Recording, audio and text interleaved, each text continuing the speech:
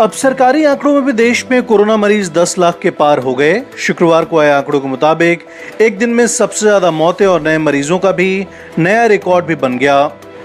आंकड़ों के अनुसार पिछले 24 घंटे में सर्वाधिक 34,956 नए मामले सामने आए हैं, जबकि इस दौरान 687 लोगों की मौत हुई है।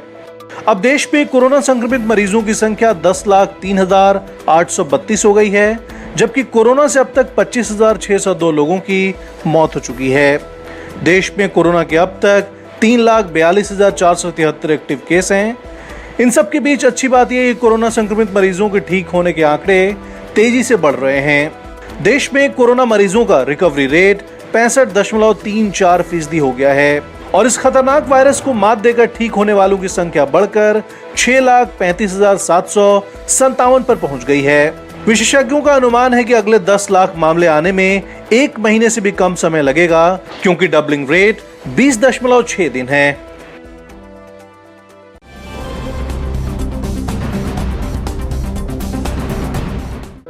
भारत अब 10 लाख कोरोना मरीजों वाला दुनिया का तीसरा देश बन गया है। आलम यह है कि पहले 5 लाख केस पहुंचने में भारत को 149 दिन लगे थे, लेकिन अगले 5 लाख केसों का सफर देश ने सिर्फ 20 दिनों में ही पूरा कर लिया। अब दुनिया में कुल केसों के मामले में केवल अमेरिका और ब्राजील ही हमसे आगे हैं। इन खौफनाक आंकड़ों के बावजूद सरकार अपनी पीठ थपथपाने से नहीं चूक रही। सरकार इस बात से खुश है कि देश में रिकवरी रेट 63.25% पर है और डेथ रेट महज 2.55%। आइए आंकड़ों के आईने में समझते हैं पूरे हालात को। सबसे पहले नजर 1 लाख केस से 10 लाख केस तक के सफर पर।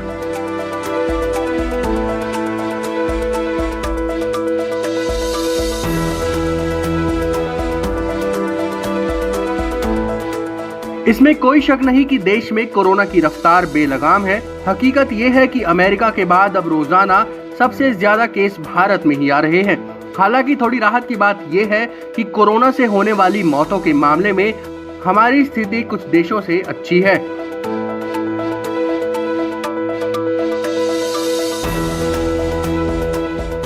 ऐसे में सवाल यह है कि हालात कैसे बिगड़े।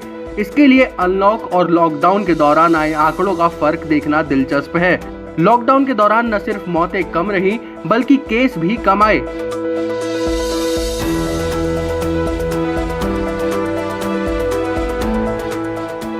दरअसल देश में केस तो बेतहाशा बढ़ रहे हैं, लेकिन डेथ रेट के साथ साथ रिकवरी रेट भी उम्मीद बंधाते हैं। नजर डालते हैं ऐसे ही कुछ आंकड़ों पर।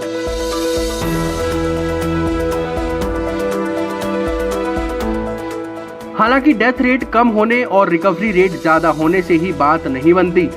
जरूरत है कोरोना की बेलगाम रफ्तार को लगाम लगाने की।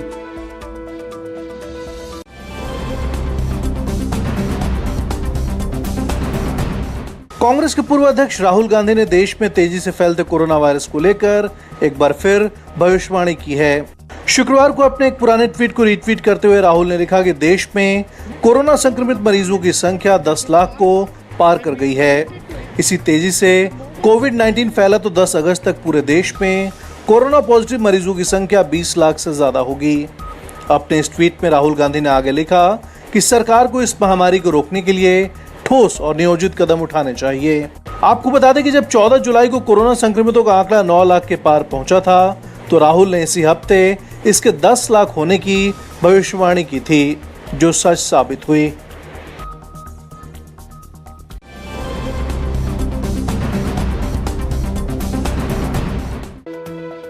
मशहूर तिरुमला तिरुपति बालाजी मंदिर के पुजारियों समेत यहां काम करने वाले करीब 150 स्टाफ कोरोना से संक्रमित पाए जा चुके हैं, लेकिन बावजूद इसके मंदिर प्रशासन ने मंदिर को आम लोगों के लिए बंद करने से इनकार कर दिया है।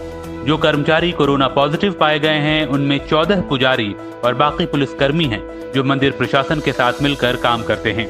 मंदिर के मुताबिक जो लोग कोरोना संक्रमित मिले थे, उनमें से 70 रिकवर हो गए हैं और बाकियों की सेहत में भी सुधार जारी है। मंदिर के मुताबिक अभी तक किसी भी श्रद्धालु में कोरोना के लक्षण नजर नहीं आए हैं, लिहाजा मंदिर को बंद करना जरूरी नहीं है। हालांकि कई लोगों ने इतनी संख्या में केस मिलने को लेकर चिंता भी जाहिर की है।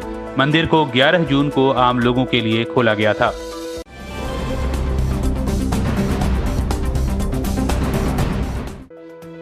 चीन के साथ सीमा तनाव के बीच लेह पहुंचे रक्षा मंत्री राजनाथ सिंह ने कहा है कि कोई भारत की 1 इंच जमीन भी नहीं छू सकता। चीन के साथ बातचीत का जिक्र करते हुए राजनाथ बोले कि अब तक बातचीत में जो भी प्रगति हुई है उससे मामला हल होना चाहिए, पर उन्होंने कहा कि बातचीत से मसला कहां तक हल होगा इसकी गारंटी नहीं दे सकता। राजनाथ बोले कि मैं इतना यकीन जरूर दिलाना चाहता हूं कि भारत की 1 इंच जमीन भी दुनिया की कोई ताकत छू नहीं सकती। लेकिन मैं इतना यकीन दिलाना चाहता हूं कि भारत की 1 इंच जमीन को भी दुनिया की कोई ताकत छू नहीं सकती है, उस पर कब्जा नहीं कर सकती। लेकिन बातचीत के द्वारा यदि समाधान निकलता है तो इससे अच्छी बात और कोई दूसरी नहीं हो।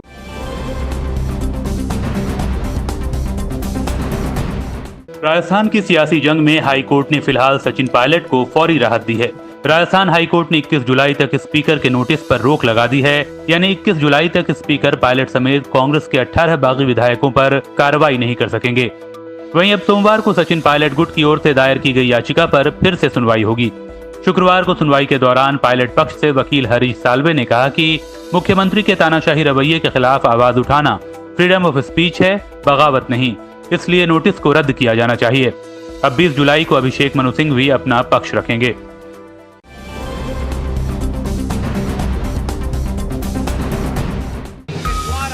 राजस्थान की राजनीति में ऑडियो क्लिप से बवाल मच गया है।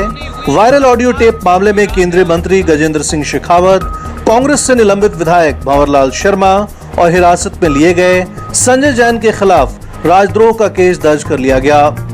राजस्थान सरकार के मुख्य सचेतक महेश जोशी की शिकायत पर शुक्रवार को एसओजी ने 2 एफआईआर दर्ज की हैं, जिनमें वायरल हुए इन ऑडियो टेप्स का जिक्र है। राजस्थान एसओजी के एडीजी अशोक राठौड़ ने कहा कि हमने सेक्शन 24A यानी राजद्रोह और 120B यानी साजिश रचने में 2 मामले दर्ज कर लिए हैं। फिलहाल ऑडियो क्लिप की सत्यता की जांच की जा रही है। दूसरी तरफ ऑडियो क्लिप को लेकर केंद्रीय मंत्री गजेंद्र शेखावत की ओर से सफाई दी गई है। शेखावत ने ऑडियो क्लिप में अपनी आवाज होने से इनकार कर दिया है। उन्होंने कहा कि ऑडियो रिकॉर्डिंग में मेरी आवाज नहीं है, मैं किसी भी जांच के लिए तैयार हूं।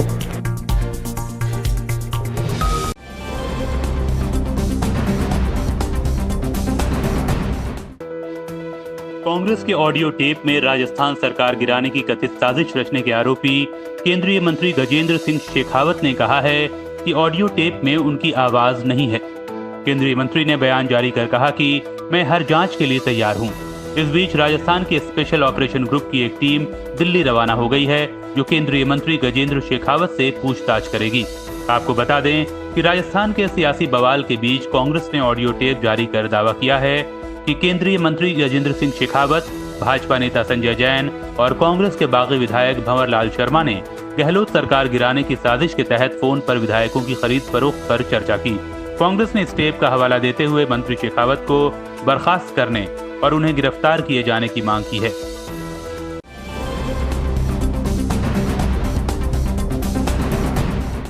बिहार में अति पिछड़े वर्ग के लोगों को स्किल ट्रेनिंग देने के नाम पर बड़े फर्जीवाड़े का खुलासा हुआ है, जिसमें एक आईएएस अधिकारी और 3 रिटायर्ड आईएएस अफसर समेत 10 के खिलाफ मुकदमा दर्ज किया गया। बुधवार को पटना में विजिलेंस ब्यूरो ने उनके खिलाफ धोखाधड़ी और आपराधिक साजिश के तहत केस दर्ज करवाया। इन पर साल 2012 से 2016 के बीच 7 करोड़ 30 लाख रुपए से ज्यादा की धोखाधड़ी का आरोप है। दरअसल राज्य सरकार ने महादलित विकास मिशन के तहत इस वर्ग के लोगों को स्किल ट्रेनिंग देने की योजना शुरू की थी, जिसके तहत 22 जिलों में एससी समुदाय के छात्रों के लिए स्पोकन इंग्लिश का कोर्स शुरू किया जाना था। इसके लिए मशहूर संस्थान ब्रिटिश लिंगुआ को जिम्मेदारी दी गई थी। पूरी योजना में बकायदा 7 करोड़ 30 लाख रुपए का भुगतान भी किया गया, लेकिन योजना धरी की धरी रह गई। जांच में सामने आया कि महादलित विकास मिशन के अधिकारी और ब्रिटिश लिंगुआ के डायरेक्टर की मिलीभगत से बड़े भ्रष्टाचार को अंजाम दिया गया। फर्जी दस्तावेज तैयार किए गए और छात्रों को अंग्रेजी सिखाने के बजाय कागजों पर कोर्स पूरा कर दिया गया।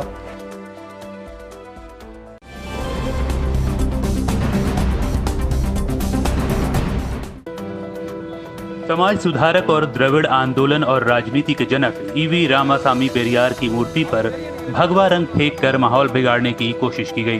ये घटना शुक्रवार तड़के की है, जब तमिलनाडु के कोयम्बटूर में मौजूद सुंदरपुरम इलाके में पेरियार की मूर्ति पर भगवा रंग फेंका गया और प्रतिमा को नुकसान पहुंचाने की कोशिश की गई।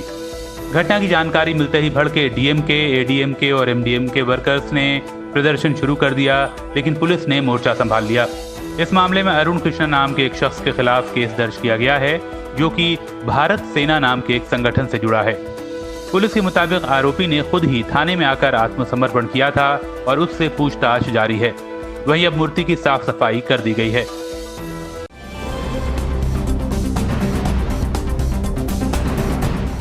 चीन और अमेरिका के बीच सब कुछ अच्छा नहीं चल रहा है। लगभग रोजाना अमेरिका की तरफ से चीन को कुछ न कुछ नसीहत सुनने को मिलती है। इस बार अमेरिका के विदेश मंत्रालय ने कहा कि अगर चीन मित्र देशों को परेशान करने की कोशिश करेगा तो वो दक्षिण चीन सागर से हिमालय तक अपने मित्र देशों के साथ खड़ा होगा। जाहिर है अमेरिका ने यह संकेत दिया है कि चीन के खिलाफ वो भारत का हर मोर्चे पर साथ देगा। अमेरिका ने कहा कि हाल के महीनों में जब दुनिया ने कोविड-19 महामारी के खिलाफ लड़ाई पर ध्यान केंद्रित किया है, तब चीन ने दक्षिण चीन सागर में अपनी गतिविधियां और भी तेज बढ़ाई हैं। अमेरिका चीन को लेकर अब कड़ा रुख अख्तियार कर रहा है। इसी कड़ी में अमेरिकी राष्ट्रपति डोनाल्ड ट्रंप ने चीन के खिलाफ कड़े प्रतिबंध लगाने वाले हांगकांग स्वायत्तता कानून पर हस्ताक्षर कर दिए। इसके साथ ही हांगकांग से तरजीही व्यापार का दर्जा भी छीन लिया गया।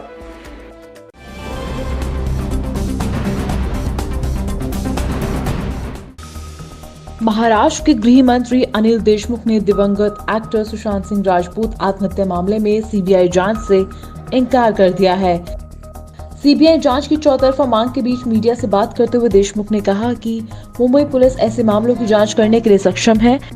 पुलिस इस मामले से जुड़े की हर संभव पहलू की जांच कर रही है।